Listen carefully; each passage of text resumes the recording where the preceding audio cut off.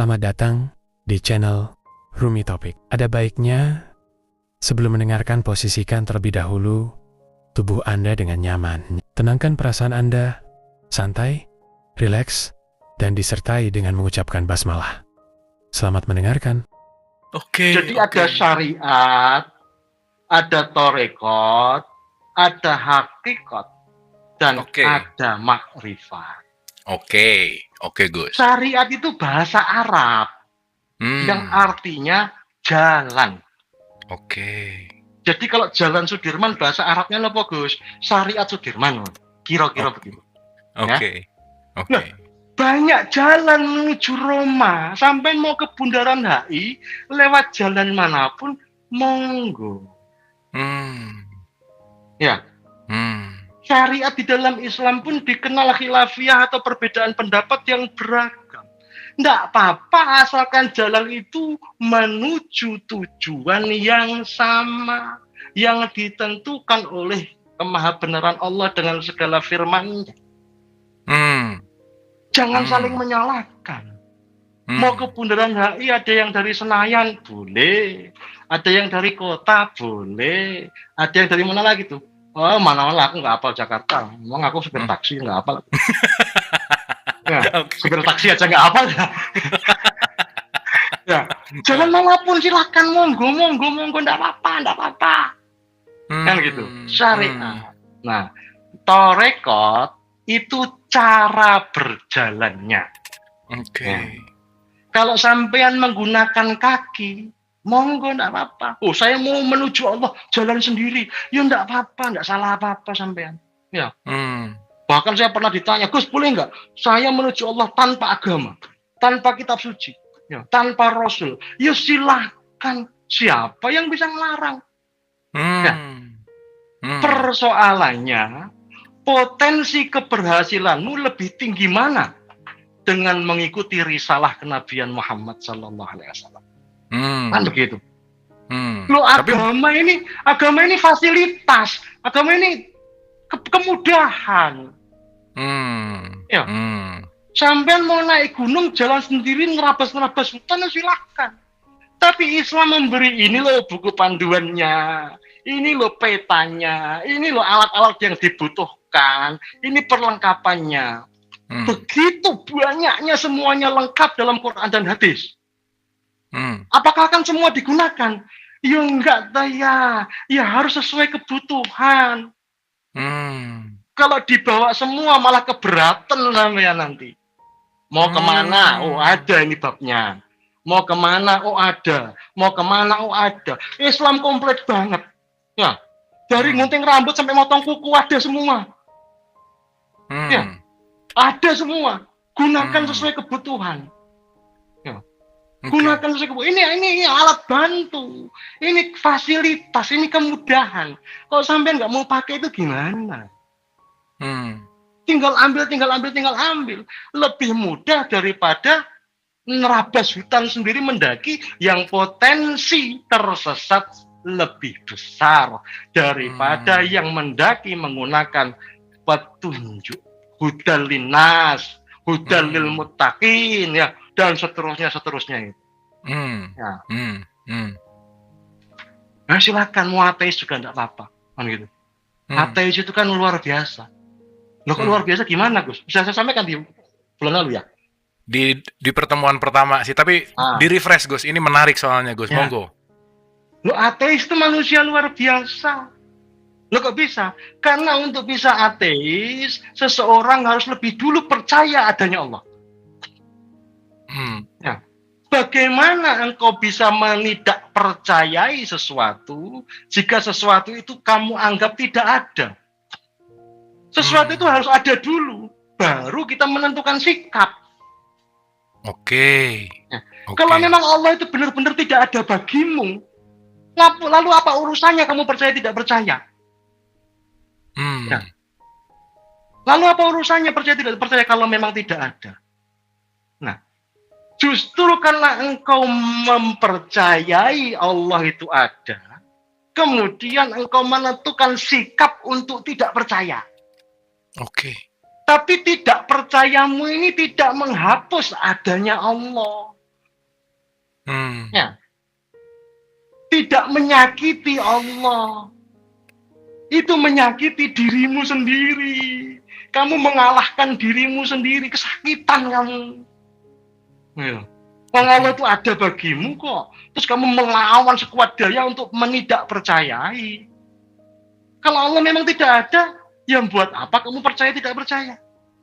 Nah, percaya tidak percaya itu kan terhadap sesuatu hal. Maka sesuatu hal itu harus ada dulu untuk dipercayai atau tidak dipercayai kan gitu. Iya, betul. Nah itu. Ya. Oke, Gus. Oke. Nah, tadi cara berjalannya dengan kaki, boleh, nggak apa-apa. Apakah ada kelebihannya, ada kelemahannya? Banyak. Kelebihannya sehat, ya.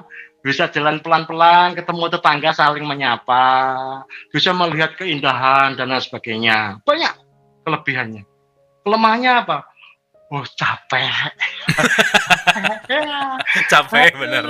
Setengah meter, setengah kilo udah hop gitu ya, 500 meter. Capek, lama ya, dan potensi kecelakaannya besar. Loh kok bisa? Lah mana ada orang jalan kaki menggunakan alat bantu keselamatan? Emang sampean kalau jalan kaki pakai helm? Enggak. Serempet mobil itu enggak ada alat keselamatannya. Ya. Oke. Jadi jalan sendiri itu bagus, tapi kelemahannya apa? Potensi kecelakaannya besar. Udah jalannya paling kecil, ya pinggir jalan ini diseruduk masih bisa. Naik kelas dikit, sepeda, ya namanya gitu ya. Loh, sepeda berarti sudah harus ada pengadaan sepeda, ya. Entah itu beli, entah itu diberi. Zaman dulu saya pernah muda, walaupun sekarang masih muda, ya. Zaman dulu sepeda itu ada pajaknya, ya. Iya. Apa peneng ya namanya apa ya? Peneng, kalau di Jawa plombir dan lain sebagainya. Jadi sampeyan kalau berkendara bukan kaki, sepeda taruhlah, sampean sudah mulai harus membayar pajak.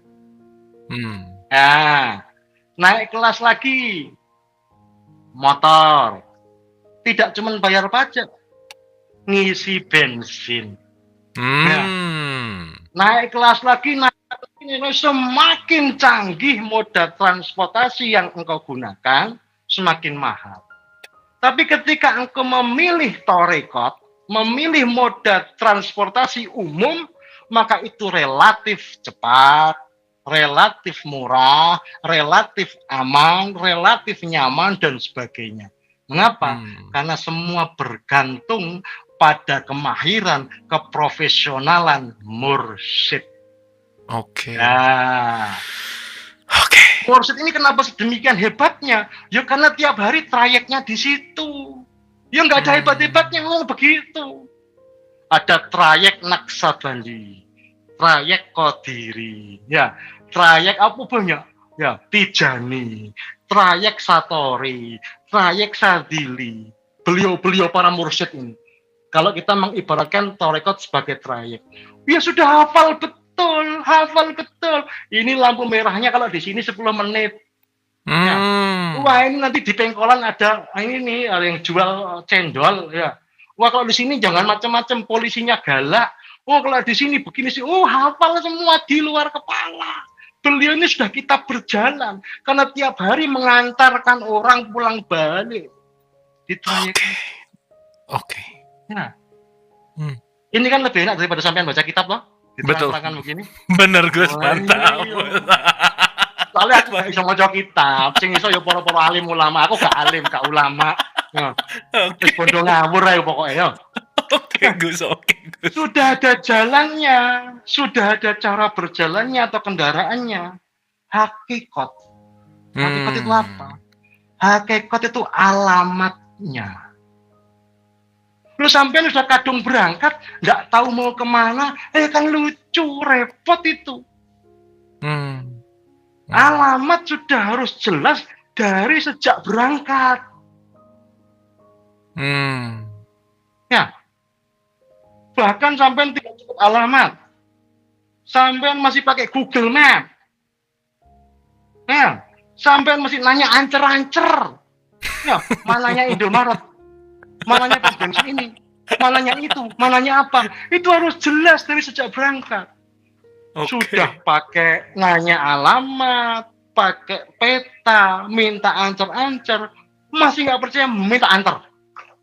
Nah gitu. Lah kalau alamatnya nggak tahu, alamatnya nggak ada, sampai akan mengalami tadi apa itu? Saya tak ngombe sih.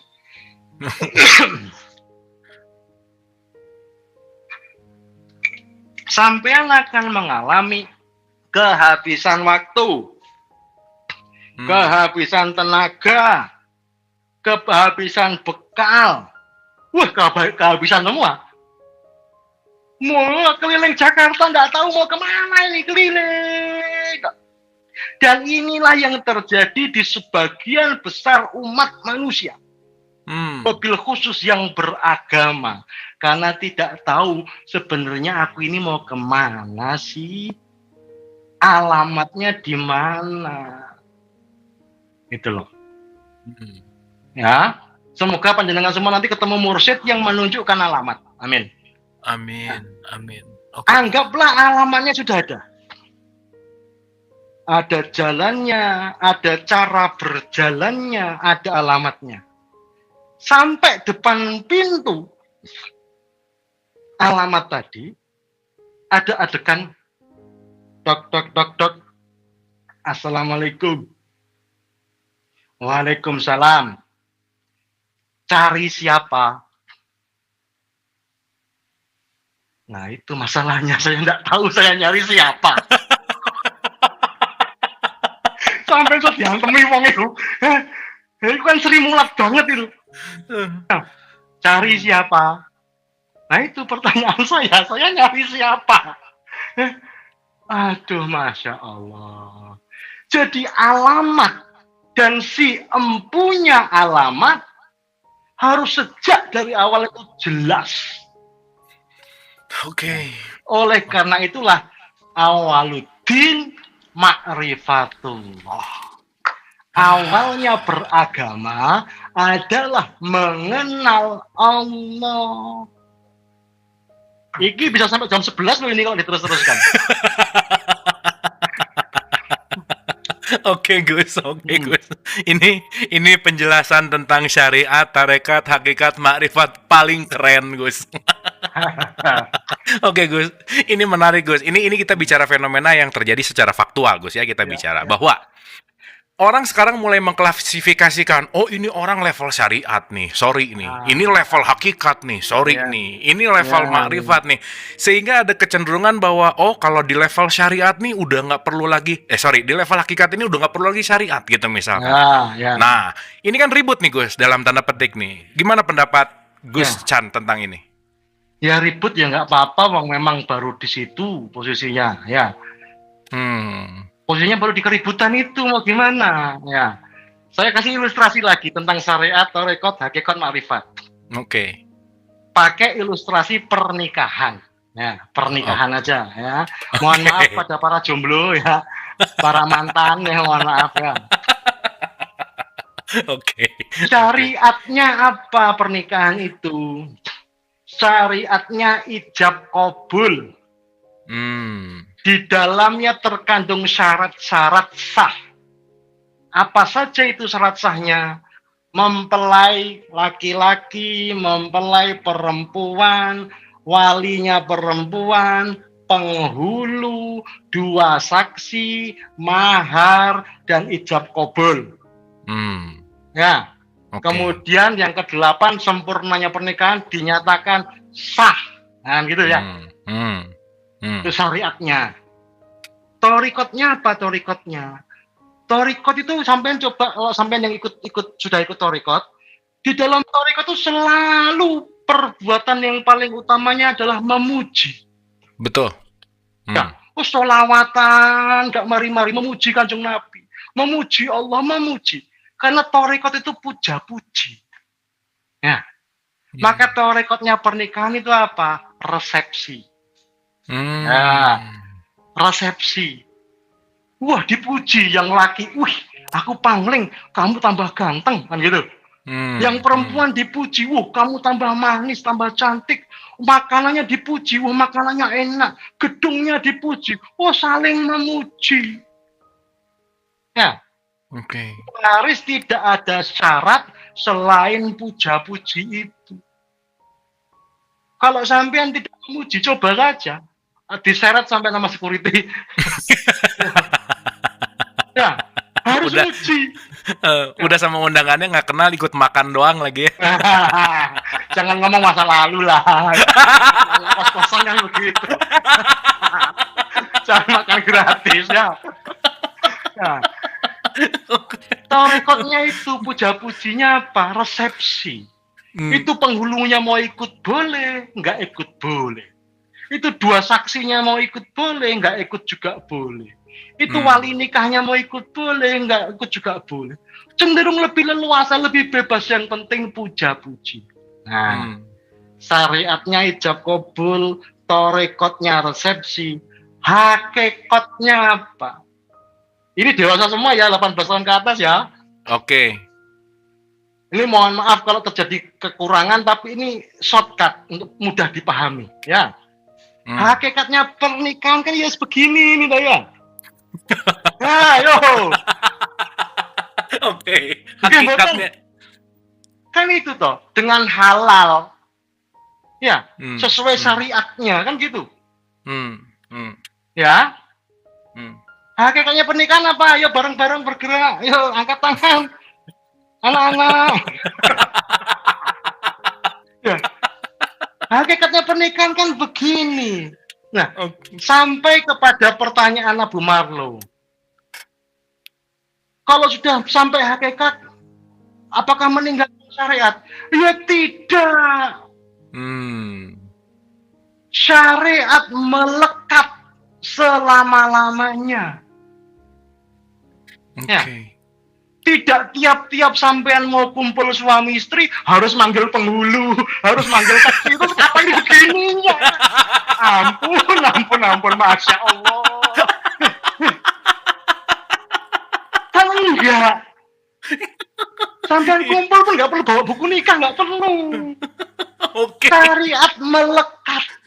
Ya, syariat melekat kepada siapapun yang sudah menjalannya, bahkan pada etapa hakikat. Oke, Gus. Nah, oke. Kalau tiap-tiap harus begitu, ya rasida terus. Ya, tapi kemudian ada yang berlaku syarat dan ketentuan di hakikat. Ya, syarat ketentuan yang berlaku apa di hakikat? 4. Ya, aib, tabu, rahasia, misteri. Nah, ini kok saya kayak cerdas-cerdas menulisan terang-terang kayak akeh ini. Pokoknya saya ngarang loh ya, ini ngarang loh ya. Di luar tanggung jawab pendengar ya. Ya, jadi kalau sampean tidak mau kena tanggung jawab jangan didengarkan. Ya, aib, tabu, rahasia, misteri. Aib itu aib bagaimana? Loh, begitu sampean masuk ke ruang malam pertama, ke kamar malam pertama, tidak boleh mengajak siapapun kecuali pasanganmu yang sah itu. Oke. Ya. Walaupun itu wali nikah, walaupun itu penghulu, apalagi dua saksi tidak boleh kita menyaksikan. Saksi cuma pagi-pagi, malam nggak ikut ya. Kenapa? Karena yang pertama disaksikan tuh aibnya. Oke. Oh, ternyata ada panunya di pantat. Oh, ternyata ada ininya, ada itunya. Aduh. Tapi sudah nggak bisa menyesal, udah kadung dinikahi, gitu. Aibnya. Nah, itu yang ketawanya kenceng itu ketahuan aibnya banyak itu. Ya. Oke. Aib itu harus disimpan di dalam kamar. Mengapa? Karena tabu dibicarakan. Ya, tabu. Nah, tidak boleh keluar. Maka bahkan pertengkaran antara suami istri pun sangat tidak disarankan dilihat atau didengar oleh anak. Mengapa? Karena aib dan tabu. Ya, kenapa kok aib? Kenapa kok tabu? Ya karena rahasia. Rahasia. Ya karena rahasia. Biarlah menjadi misteri. Hanya aku dan kau yang tahu. Ya, ini cantik sudah mulai ngomong makrifat. Aku dan kau yang tahu. Ya, begitu sampai masuk ke bilik hakikat, hanya aku dan kau yang tahu. Tidak ada aku selain engkau, tidak ada engkau selain aku.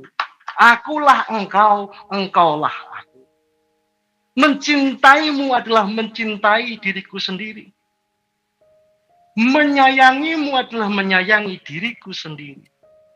Mustahil aku menyakitimu, karena itu berarti menyakiti diriku sendiri. Tepuk tangan. Masya Allah. Ya, itu hakikat. Oke Gus. Tercapai itu semua, masuklah sampean ke dalam makrifat. Makrifatnya pernikahan adalah sakinah, mawaddah, warahmah. Apakah mungkin yang makrifat meninggalkan syariat? Ya mustahil, tidak mungkin. Melekat sampai kapan? Sampai terjadinya perceraian. Ya, oleh karena itulah perceraian itu halal, tapi tidak disukai Allah. Ya, gitu. Kapan-kapan bahas perceraian, ya. Kapan? Boleh tepuk tangan dulu sekali lagi. Gus, ini beneran sih Gus. Aku baru dapat ya, mau baca hikam nggak nemu gini Gus. Baca Ibnu Arabi nggak nemu gini Gus. Ini cuman mazhab sampean. Caranya nemu, jangan baca. Oke Gus, oke. Benar. Saya belajar tasawuf itu pertama yang diperintahkan oleh guru saya, letakkan, taruh buku-buku. Jangan baca. Beneran. Letakkan buku-buku. Alami sendiri. Jika mengalami maka mengalami, jika tidak mengalami maka tidak mengalami.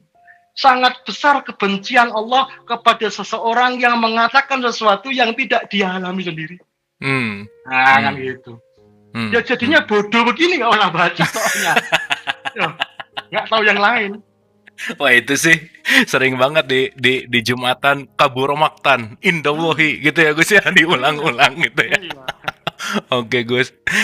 Aduh Gus, aku pertanyaannya masih banyak tapi episode kan masih panjang juga. Tenang aja gitu ya, kira-kira ya Gus. So kalau gitu kita akan membuka dulu kesempatan bagi teman-teman yang mau mengapresiasi, yang mau bertanya. Dan dari tadi, dari 5 menit acara udah ada Bu Intan udah langsung raise hand nih. Ini jarang sekali Gus gitu. Bu Intan di pertama keluar tuh jarang banget. Ini ketua kelasnya Dialog Positif Gus. Jadi kita akan langsung ke Ibu Intan. Silakan Bu Intan.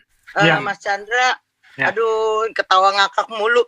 Dan terus aku apa jenenge iki? Uyel-uyel dodo dari tadi nih. Nguyel-nguyel. Ya. Masih sakit tapi sebelah kiri. Iya betul, sebelah kiri. Ya. Saya uyel-uyel dada sebelah kanan kok nggak sakit ya? Ya memang bukan letaknya hati di situ. Oke. Bukan letaknya hati. Iya, saya tahu. Saya pikir hati saya di sebelah kanan. Taunya kiri ya? Jangan-jangan nggak punya hati.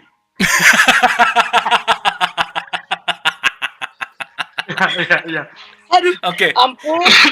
Saya nggak mau terjebak sama kepalsuan ya, Mas Chandra. Walaupun saya pakai mata palsu, gigi palsu gitu ya. Tapi nggak mau. Makanya saya mau cari mursyid nih ceritanya. Jadi saya mau bilang nih, bahasa Jawanya gini. When the student is ready, the teacher will come. Iya po? Nah, betul itu bahasa Jawa kan. Nah, jadi saya ready nih, ready.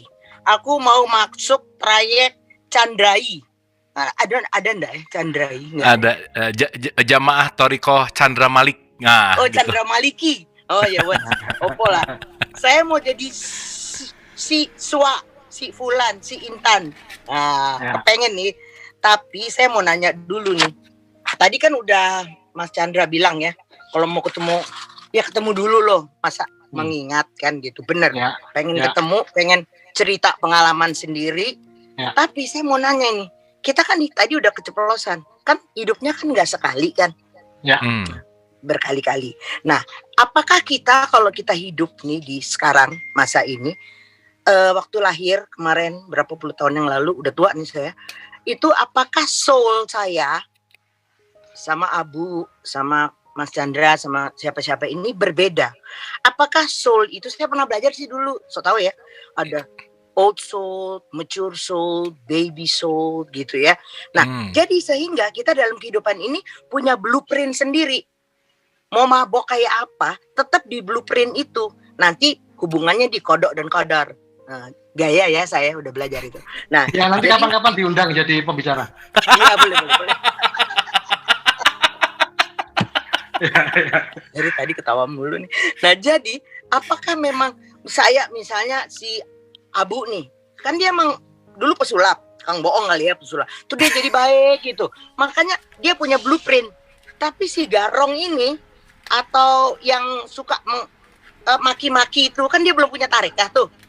Yang di sana nggak usah sebut ya di mana ya, daerah Jakarta sana. Yang dia maki-maki itu kan dia nggak pakai tarekah. Makanya dia nggak muji maki-maki. Apakah memang blueprint dia di situ nggak pernah bisa jadi baik? Apa bisa? Tergantung soulnya. Mohon pencerahan. Oke, Bu Intan, ini pertanyaannya keren banget nih. Ini pertanyaannya asik. Makasih Bu Intan, makasih. Kita tunggu respon. Monggo Gus Chan, monggo. Loh, ternyata yang keren bukan cuma saya toh. Wah, saya pikir saya doang tadi. Ternyata Intan juga. Ya begini, kita ini tidak bisa menilai hidup seseorang sampai matinya. Ya, lihatlah, belajarlah dari kematian untuk belajar tentang kehidupan. Ya, jadi awal yang buruk bukan berarti akhir yang buruk. Awal yang baik pun demikian, belum tentu akhir yang baik. Kita berharap bagaimanapun kita mengawali hidup ini, kelak di kemudian hari akan berakhir dengan baik. Nah, oleh karena itu, kita tidak boleh menilai kehidupan manusia lainnya. Kita lebih disarankan menilai diri kita sendiri untuk berikhtiar memastikan, walaupun tidak pasti, ikhtiar memastikan bahwa kelak kita berakhir dengan baik. Loh, ya. Oleh karena itu perintahnya agama itu bukan berlomba-lomba dalam kebenaran. So, tidak perlu saling menyalahkan. Nah, kita diminta berlomba-lomba dalam kebaikan. Mengapa dalam kebaikan? Karena di atasnya baik masih ada lebih baik. Ya, bahkan terbaik saja, paling baik saja, itu masih kalah dengan lebih baik. Ya, best. Kalau sampean disebut I love you best, wah berarti ada yang better, itu sampean belum tahu aja. Ya. Best is always lose. Ya, selalu kalah dibanding dengan better. Lebih baik selalu lebih baik. Ya. Tapi ini tidak berlaku pada kebenaran. Benar itu tidak ada lebih benar. Tidak ada terbenar. Benar, ya benar. Ya. Sampean datang ke pengadilan.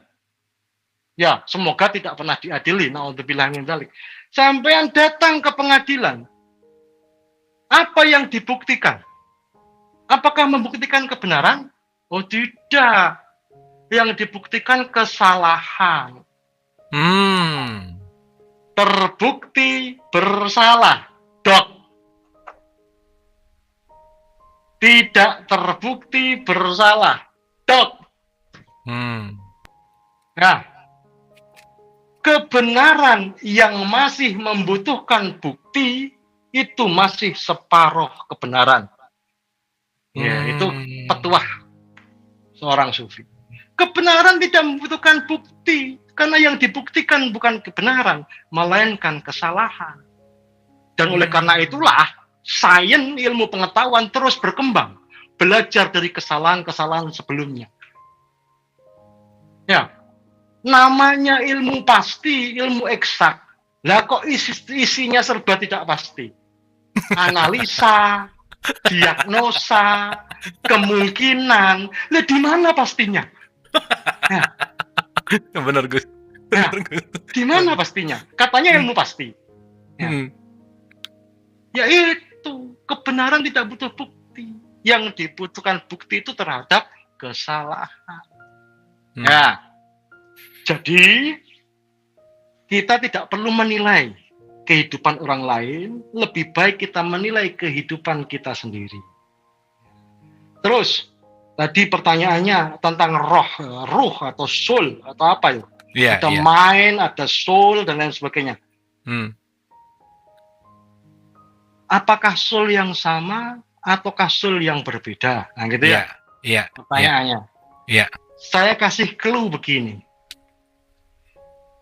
Jika kita berjumpa, maka kita pernah berjumpa. Ya. Jika kita berjumpa, maka kita pernah berjumpa. It means that this is not the first time we meet. Oke. Nah, kenapa? Ya karena kita akan dikumpulkan dengan orang-orang yang pernah kita berkumpul. Gitu. Ya. Saya makanya cenderung apa ya? Cenderung lebih memilih untuk menerima, menyambut dengan pelukan yang hangat. Kenapa? Karena setidaknya saya meyakini saya orang baik. Maka saya akan bertemu dengan orang-orang baik. Ya. Saya punya silsilah baik. Maka saya meyakini saya akan bertemu dengan orang-orang yang silsilahnya baik. Dan seterusnya dan seterusnya. Ya. Kalau kemudian saat ini dia kok sepertinya sedang tidak baik, apa yang terjadi? Ya, kan gitu. Is he on the right track or not? Ya, kita selalu sering mengatakan on the right track. Ya, ini di rel yang benar atau enggak sih? Jangan lebih dulu menanyakan si fulannya, tapi tanyakan dulu tracknya, relnya. Lah kamu tahu nggak relmu di mana? Apakah kamu sudah sesuai dengan relmu? Kan tergantung relnya ada di mana. Harus menemukan tolok ukurnya dulu. Ini sesuatu ini dianggap berada di kiri saya karena saya sudah berhasil menemukan diri saya di kanan yang kirinya. Ya, ini kanan saya karena saya berada di kiri yang kanannya. Saya harus menemukan tolok ukurnya dulu. Jangan ngomong soal keretanya, tapi tanya dulu relnya. Ya, rel itu seringkali dengan cara mudah terhubung dengan persoalan mengenai silsilah. Ya, sekarang memang keturunan tidak penting. Yang lebih penting dari keturunan adalah kenaikan. Ya. Kenaikan gaji, kenaikan jabatan. Ya. Ya. Orang sekarang itu memang aneh-aneh, nggak paham lagi soal keturunan, mintanya kenaikan terus. Ya. Nah, padahal dengan menemukan keturunanmu, engkau akan bisa menemukan kemuliaanmu. Jangan-jangan seperti yang disampaikan Intan tadi, jangan-jangan memang Marlow ini bukan pesulap, tapi pembicara publik mungkin. Tapi untuk menemukan sampai pada track-tracknya, dia lebih dulu tampil di publik walaupun sebagai pesulap. Kan begitu?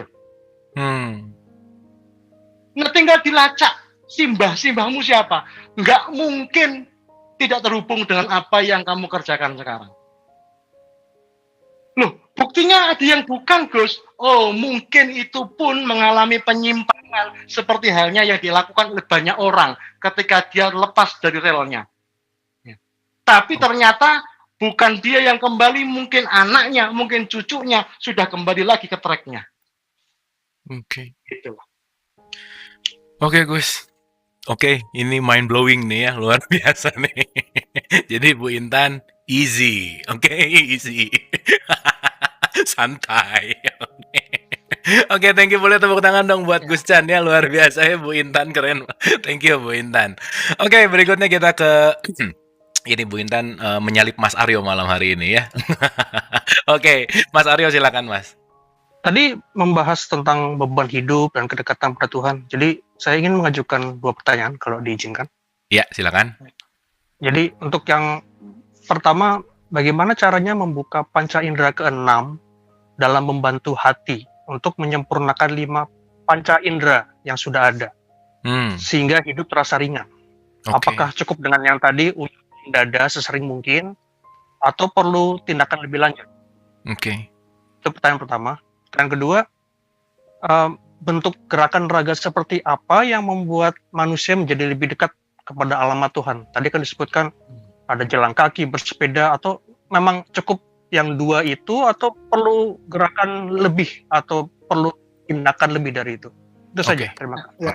Terima kasih. Terima kasih. Mungkin ini kita berbicara tentang ya syariat lagi gitu baliknya. Tadi bicara tentang raga yang mendekat, yang kedua bagaimana membuka panca indera yang ke-6 dalam tanda petik itu Gus kira-kira. Monggo silakan. Ya. Mas Aryo ini makhluk gaib karena saya nggak ngelihat orangnya yang mana, nggak ada. Suaranya doang yang wah, ini ciri-ciri makhluk gaib. Nah, ya. Nanti akan ada pertanyaan, kemana perginya suara setelah diucapkan? Nah, sebelum diucapkan dia masih gaib, seketika diucapkan dia kembali gaib. Ya, aneh ya, lain kali, makanya sering-sering undang saya. Bener, ya. itu harus direnungkan ya. Kemana ucapan kemana perginya setelah ucapan diucapkan? Wah itu menarik Gus. Kemana perginya suara setelah diucapkan? Ya. Sebelum diucapkan dia gaib, seketika setelah diucapkan dia gaib. Bukankah perbuatan kita ini terus-menerus perbuatan gaib? Ya, yang pertama manusia jadi aja yang jadi pendengarannya kok. Wallahu akhrajakum min butuni ummahatikum la ya'lamuna syai'a wa ja'ala sam'a. Baru sam'a ya, betul. Ya. Baru fuad di situ ya, yang ketiga baru hati gitu ya. Sam'a wal absara wal afidah. Nah, pendengaran dulu.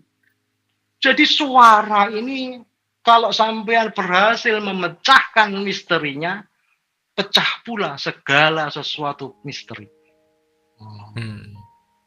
Dahsyat loh. Loh, Gusti Allah itu yang sampai kepada kita, itu apanya? Kalau kita merunut sampai pada awal mula segala sesuatu kejadian. Dari awal sampai akhir bahkan. Yang sampai kepada kita itu kunnya. Dan kita inilah fayakunnya. Nah, kunnya Allah itu apa? Kunnya Allah itu kan kalamnya Allah. Kalam itu apa? Firman. Firman itu apa? Penyampaian lisannya. Suaranya. Suaranya itulah yang menciptakan segala sesuatu. Oleh karena itu musik memiliki kekuatan luar biasa. Detik-detik pertama pilih nada minor, pendengarnya semuanya sedih. Ya. Kekuatan luar biasa dari suara. Nanti kapan-kapan sampean ngundang saya soal musik. Oke Gus, siap.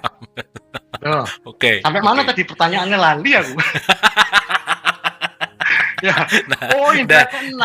Indra ke-6. Jadi gimana caranya membuka selain indra yang 5 ini yang aktif untuk membuka indra yang 6 yang batin mungkin Gus gitu kira-kira. Yang kedua apa yang kedua tadi?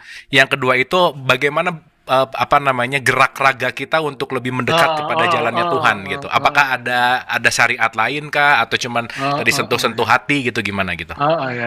Ya. Indra itu ada berapa? Ada 5, kan gitu ya. Apa saja?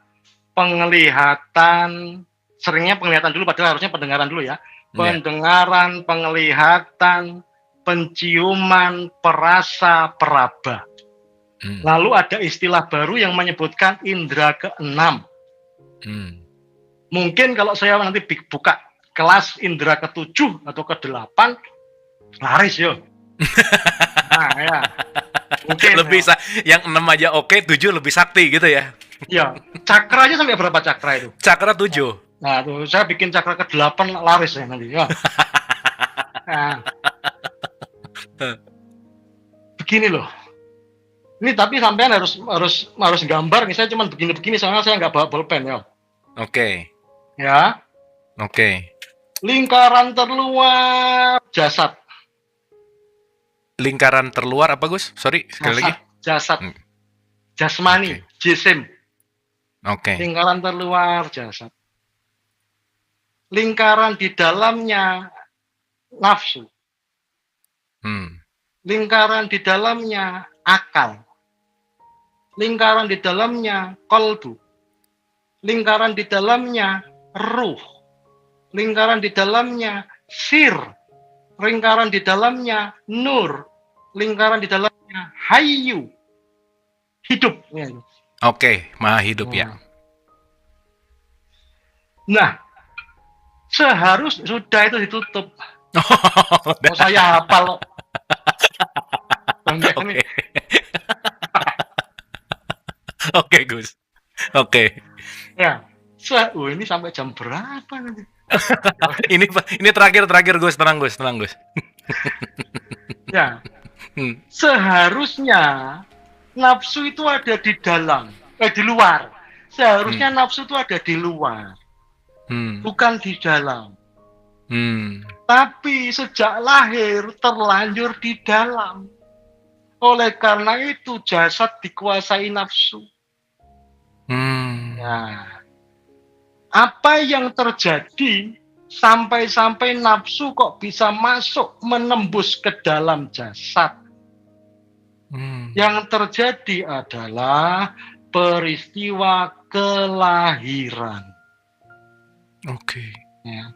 Ketika lahir, bayi itu mengalami kondisi jasmani yang selemah-lemahnya. Mengalami kondisi rohani yang sekuat-kuatnya. Ya. Kondisi selemah-lemahnya jasmani inilah yang menyebabkan rongga-rongga pada jasmani bayi cenderung terbuka lebar. Nah, ini ibu-ibu pasti paham. Lawang ini gitoknya apa namanya? Ini kepalanya loh masih buka kok. Ya, nanti nunggu bareng sama habisnya nifasnya ibu. Nifasnya selesai ini nutup. Kalau nifasnya belum selesai ini masih nyut masih kelihatan. Tapi jangan coba-coba diginikan loh ya. Tok bolong itu nanti. Semuanya masih terbuka, pori-porinya masih gede-gede. Wah, gampang sakit dan lain sebagainya. Ya, kok saya tahu? Loh, anak saya 5 ya. Nah, Oke. Saya tidak hanya terlibat dalam peristiwa menghamili. Ya. Istri saya itu melahirkan, tak cekeli tangannya, tak pegang, saya pegang tangannya. Kalau bapak-bapak lain belum tentu kuat, bisa pingsan, bisa jadi perkara itu mempersulit, memperrepot orang-orang di dalam ruang tindakan. Loh, saya karena ngaji tasawuf harus ngalami sendiri. Istriku mempertaruhkan nyawa, aku belajar melihat, oh begini, oh begitu, oh keluarnya begini, oh begini. Saya belajar, saya lihat peristiwa keluarnya. Ya, Marlo jangan coba-coba pingsan betul sampean. Ya. Oke, good. Sakitnya Masya Allah, saya sangat hakul yakin. Sakitnya, saya sangat menghargai perempuan tuh karena salah satunya peristiwa paling dahsyatnya tuh melahirkan itu. Sakitnya Masya Allah. Diremet begini loh, wah sakit. Wah. Itu tidak lebih sakit daripada mengejannya si ibu. Ya, tapi nggak usah cerita itu, nanti lain kali. Ya. Sampai mana? Jadi semua badan jasmaninya dalam kondisi selemah-lemahnya sehingga terbuka.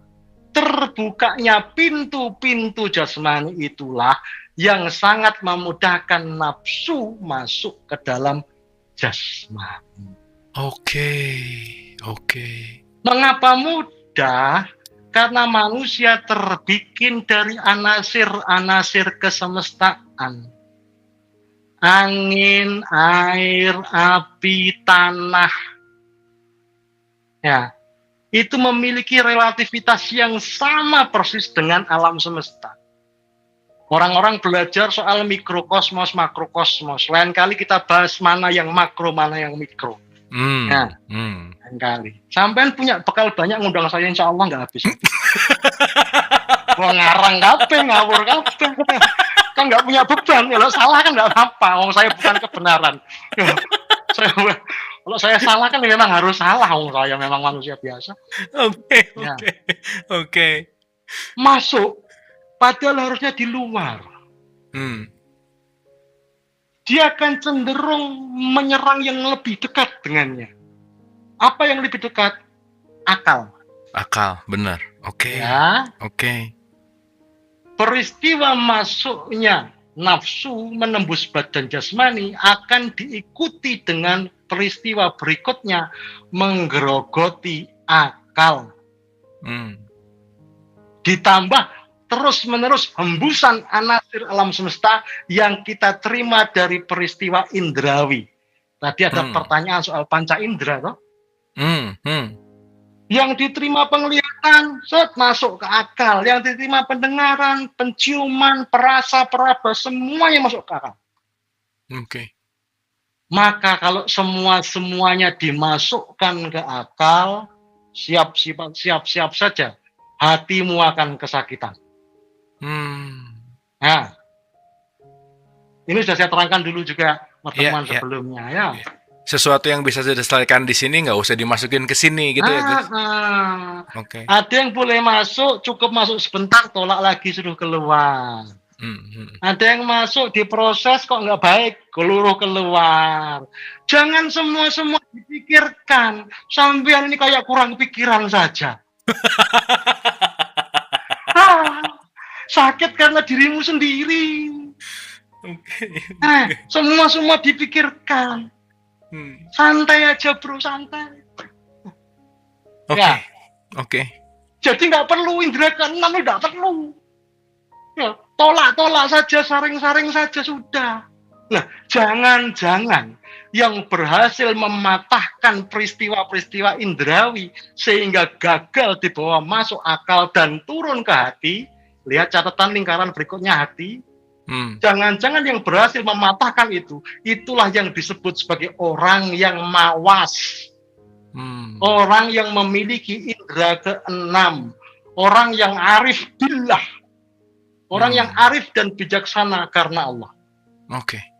Itu indera keenam. Mantap Gus. Nanti ada pelatihan pembuka indera keenam ya Gus ya. Bikin pelatihannya laku tuh Gus. Iya, nanti saya banyak bohongnya biar kelasnya lama. Biar kelasnya lama kan harus banyak bohong. Kalau jujur langsung selesai soalnya. Oke Gus. Gus, satu pertanyaan terakhir boleh Gus? Terakhir ini boleh, ada satu penanya. Oke ya, terakhir ya. Mbak Lisa silahkan. Wah, kemana aja nih? Silahkan. Oke, ada satu gini. Tadi mengenai yang orang ateis itu loh. Ya. Bahwa orang ateis itu tidak percaya. Jadi Gus, menurut ini nakal saya aja nih, pikiran nakal saya. Ya. Tuhan itu kalau kita udah percaya banget, dia akan tidur karena dia tidak akan membuktikan dirinya. Tapi kalau orang tidak percaya seorang ateis, pasti Tuhan akan berusaha keras untuk membuktikan dirinya ada. Jadi dia akan bekerja gitu loh, Gus. Itu pikiran nakal saya satu. Terus kedua, tadi ini tentang Bu Intan, tentang tadi jawaban Bu Intan.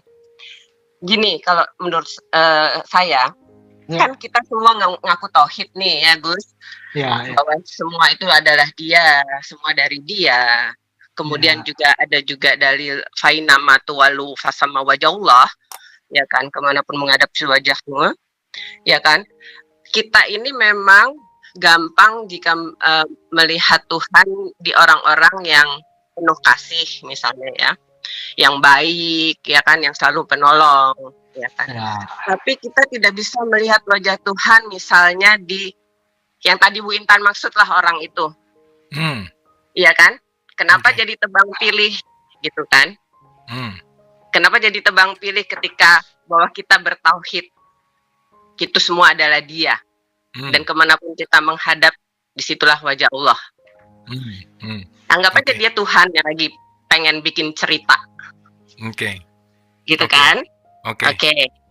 Terus ini pertanyaan, sekarang masuk ke pertanyaan. Gini, Gus, tadi pas berbicara di hakikat, pertama yang di tarekat dulu deh. Bahwa ketika kita masuk ke tarekat dan sudah dibaiat, apakah kita harus seumur hidup terikat sama tarekat tersebut? Oke. Terus kedua, ketika kita masuk di hakikat juga, di mana kita harus mengalami, kita experiencing God istilahnya ya. Kemudian ketika kita mengalami Tuhan itu, apa ciri-cirinya yang didapat? Terus ciri-ciri dari ketika experiencing God itu dalam kehidupan kita, aplikabelnya bagaimana? Oke. Nah, terus mengenai satu lagi bersaksi atau syahadat itu ya Gus Chan, kan ini kan seperti kalau kita bersyahadat itu kan seperti kita kayak dipanggil saksi di pengadilan, kita melihat kejadiannya dan siapa pelakunya. Nah, jika dalam syahadat itu jadi kita itu menjadi saksi atas apa dan siapa yang kita saksikan. Karena kalau terus misalnya juga SOP ketika kita sejak lahir bahwa kita adalah udah Islam, terus kita tuh kapan sih sebenarnya syahadatnya gitu loh, kita bersyahadat itu tuh kapan? Itu aja. Gitu. Terima kasih Gus Chan. Thank you. Ini pertanyaannya sangat kompleks dan menyeluruh gitu ya. Jadi Gus, monggo silahkan dari alur manapun Gus mau memulai, monggo silahkan. Tapi intinya adalah saya lupa pertanyaannya apa. Karena yang saya ingat hanya Allah saja. Tapi pelan-pelan nanti diingatkan ya. Hidup itu kan untuk saling mengingatkan ya. Ateis kalau kurang lebih tadi ateis. Kita mulai dari yang pertama. Kalau misalkan ada pemikiran, tadi Bu Lisa mengatakan bahwa ada pemikiran nakalnya bahwa kepada orang yang percaya Tuhan itu tidur, kepada orang yang ateis Tuhan itu akan berusaha mengenalkan dirinya gitu Gus. Nah, poinnya adalah gimana tuh poin antara pengenalan diri kepada Tuhan gitu. Itu tentang keateisan tuh gimana gitu tanggapan sampean. Itu satu. Jadi ya seseorang yang ateis itu bukan tidak percaya kepada Tuhan. Dia sangat percaya kepada Tuhan, kemudian dia menghapus kepercayaannya itu. Sehingga kemudian dia menyebut dirinya tidak percaya. Ya, tidak percaya adanya Tuhan, tidak percaya Tuhan, dan seterusnya. Karena percaya atau tidak percaya itu memerlukan sesuatu hal untuk dipercayai atau tidak dipercayai. Jika sesuatu hal itu memang tidak ada, maka apa perlunya dipercayai atau tidak dipercayai? Ya, jadi syarat sahnya ateis itu harus percaya Tuhan dulu. Kemudian bukan menghapus botolnya, bukan menghapus dirinya sendiri yang percaya. Maka percayamu atau tidak percayamu sama sekali tidak mempengaruhi Tuhan. Tuhan tidak perlu apapun untuk membuktikan dirinya ada. Itu loh. Ya. Oke. Nah, Tuhan tidur, Tuhan bangun, Tuhan berdiri, Tuhan berlari, apapun itu. Kalau menurut dasarnya Islam yang di ayat kursi sangat terkenal, itu Tuhan tidak mengantuk dan tidak tidur. Ya. Terhadap apapun, baik kepada yang beriman, kepada yang kafir, ayat itu berlaku sama. Bahwa Tuhan tidak mengantuk dan tidak tidur. Saya tidak akan membahas itu. Saya akan membahas soal Tuhan bekerja. Apakah Tuhan bekerja? Apakah Tuhan bekerja sendiri atau bagaimana? Ya, cara mudahnya, sampean masing-masing punya KTP, ya.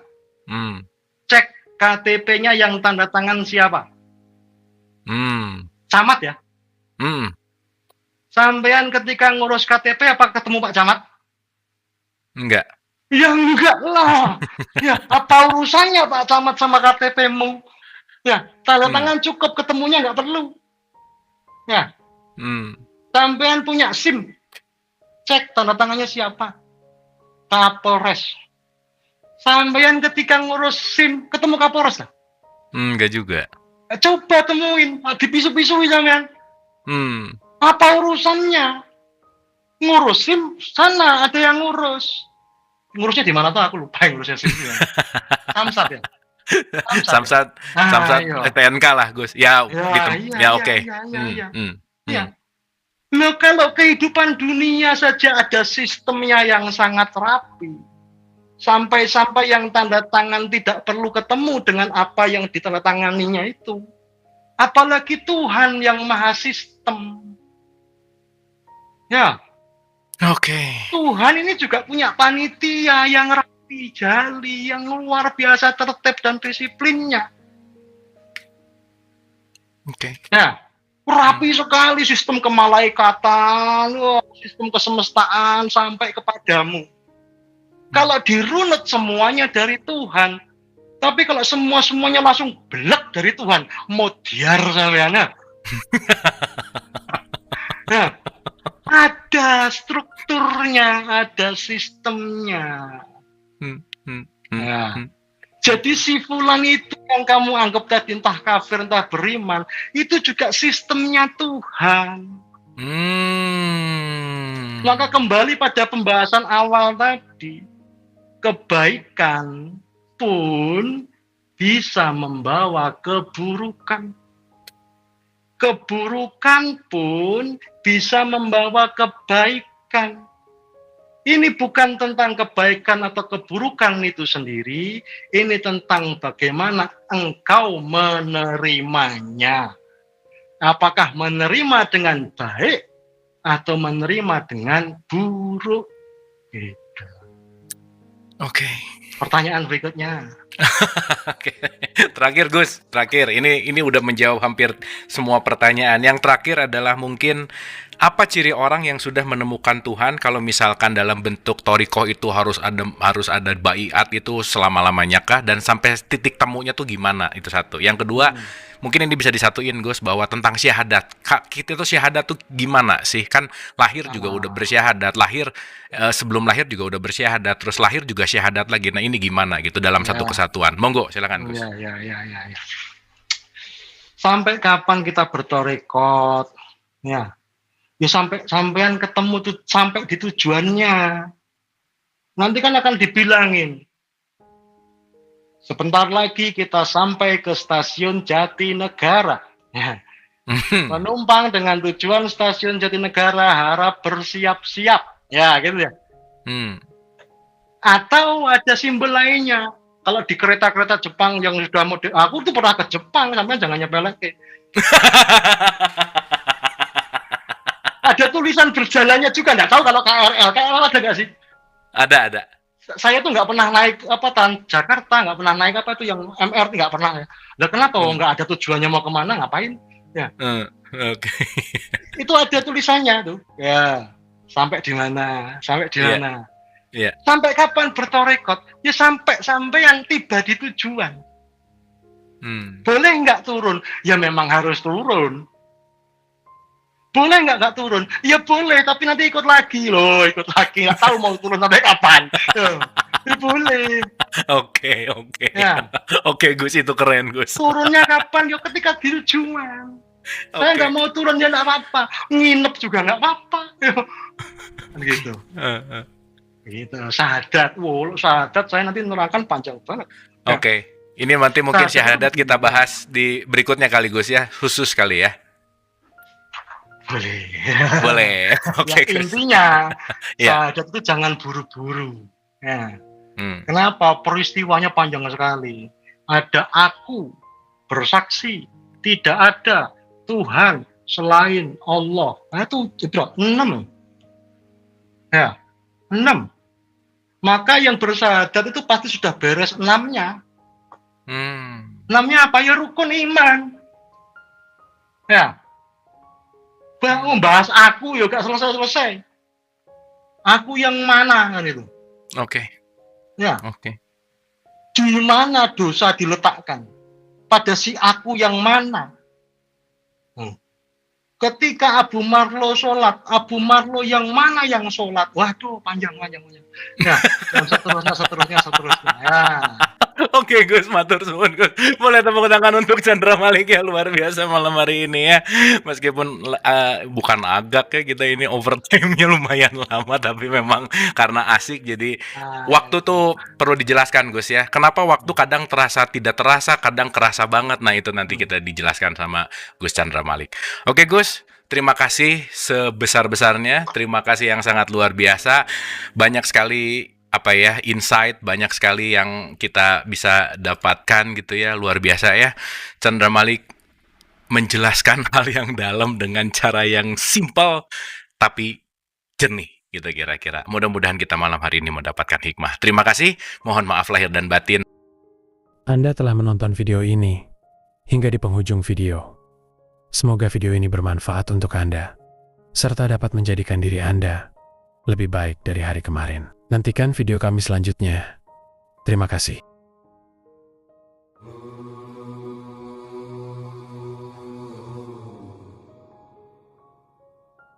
Bukan dari Adam, Hawa, taman surgawi atau Firdaus. Tempatku tidak bertempat, jejakku tidak berjejak. Baik raga maupun jiwaku, semuanya adalah kehidupan kekasihku.